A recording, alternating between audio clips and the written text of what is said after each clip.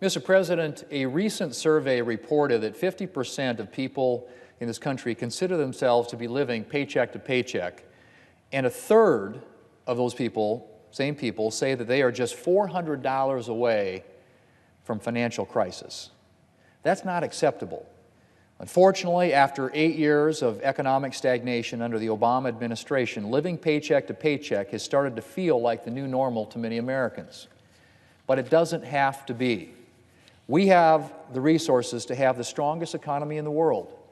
American workers and job creators are as dynamic and creative as ever, and they can get our economy thriving again.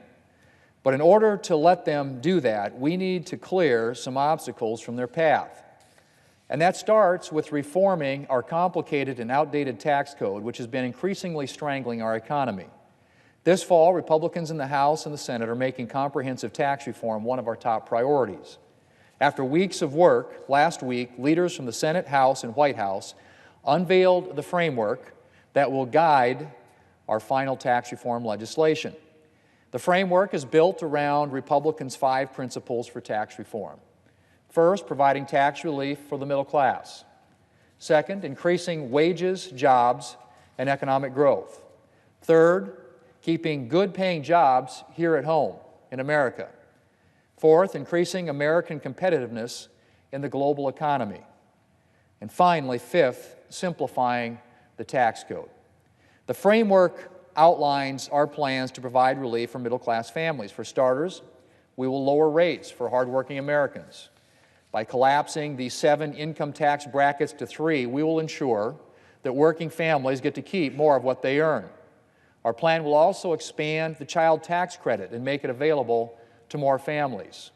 And our plan doubles the standard deduction, which will provide significant relief to those who need it the most. Under our plan, a family making $24,000 a year will no longer owe any federal income taxes. Mr. President, all of these measures will provide direct relief to working families. Just as important for families, however, is the other half of our tax reform plan, which involves creating the kind of economic environment where hardworking Americans can thrive. The kind of environment where Americans have access to good jobs, higher wages, and more opportunities. Over the past few weeks, I've come down to the floor to talk about Republicans' tax reform principles, and I've highlighted some of the ways our tax reform plan will improve the economic outlook for American families. Last week, I talked about our third principle, reforming our tax code to keep those good-paying jobs here at home. This week, I'd like to spend a few minutes talking about our fourth principle, which is keeping American businesses, I should say, competitive in the global economy. In order for individual Americans to thrive economically, we need our businesses to thrive. Thriving businesses create jobs, they provide opportunities, and they increase wages and invest in workers. Right now, though, our tax code is not helping businesses thrive, and it's making it more difficult for American businesses with an international footprint to compete in the global economy. Our nation has the highest corporate tax rate in the industrialized world, at least 10 percentage points higher than the majority of our international competitors. Now, it doesn't take an economist to realize that high tax rates leave businesses with less money to invest, less money to spend on wages, less money to create new jobs, less money to devote to research and development of new products and services, and less money to put back into new property or equipment for those businesses. And this situation is compounded when you're an American business with international competitors who are paying a lot less in taxes than you are. It's no surprise that U.S. businesses struggling to stay competitive in the global economy don't have a lot of resources to devote to creating new jobs and increasing wages.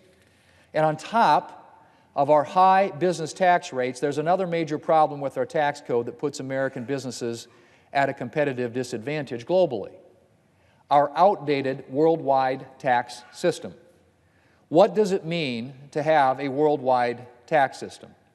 It means that American companies pay U.S. taxes on the profit they make here at home, as well as on part of the profit that they make abroad once they bring that money back home to the United States.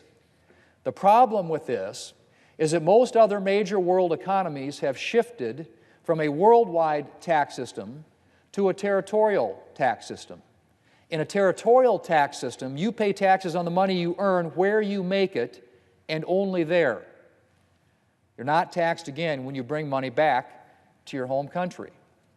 Most of American companies' foreign competitors have been operating under a territorial tax system for years. So they're paying a lot less in taxes on the money that they make abroad than American companies are. And that leaves American companies at a disadvantage. These foreign companies can underbid American companies for new business simply because they don't have to add as much in taxes into the price of their products or services. And when foreign companies beat out American companies for new business, it's not just American companies who suffer.